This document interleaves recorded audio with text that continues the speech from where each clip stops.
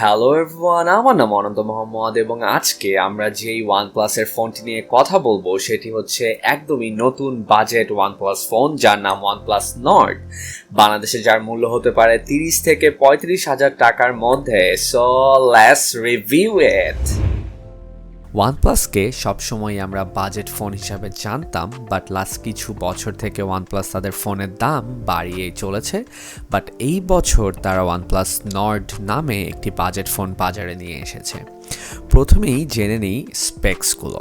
Processor Snapdragon 765G, 8 or 12GB RAM with 128 অথবা 256 ROM, 6.4 inch 1080p 90Hz AMOLED display, fingerprint sensor ডিসপ্লেতেই সংযোজন করা হয়েছে।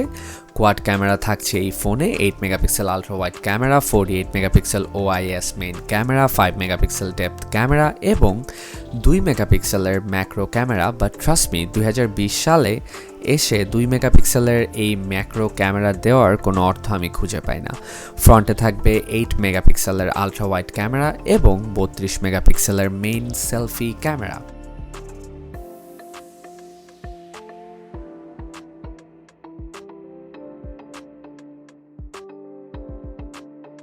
টেন এইচডি ডিসপ্লে হলেও আপনি 400+ পিক্সেল ডেন্সিটি পাবেন এই ফোনে। ডিসপ্লেতে কোনো কার্ভ না থাকা ইজিলি আপনি গ্রিপ করতে পারবেন।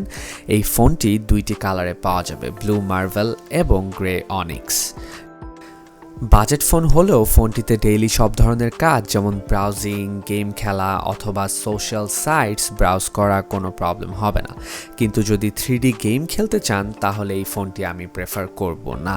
ওয়ানপ্লাসের ফোনগুলো 4 থেকে 5 মাস ব্যবহার করলেই কিছুটা স্লো হয়ে যায়। এই ফোনটি কি তার থেকে ব্যতিক্রম কিনা সেটা জানতে ফুল ইউজ করতে হবে এই ফোনটি। এছাড়া বাজেট ফোন হিসাবে এই স্মার্টফোনটিকে বাজারে টিকে থাকতে হলে অ্যাপেলের আইফোন এসির সাথে ভালোই টেক্কা দিতে হতে পারে। এছাড়া এই ফোনে থাকছে 4115 অ্যাম্পিয়ারের ব্যাটারি, যেটা আপনারা ওয়ানপ্লাসের ওয়ার্প চার্জার দিয়ে খুব ইজিলি ফাস্ট চার্জ করতে পারবেন। আমরা এই ফোনের ফুল রিভিউ নিয়ে আসবো কিছুদিন পরই। দেখতে হলে আমাদের চ্যানেলটি সাবস্ক্রাইব করে ফেলুন এখনই। ভিডিও দেখার জন্য অনেক ধন্যবাদ। থ্যাংক ইউ সো মাচ, ভালো থাকবেন।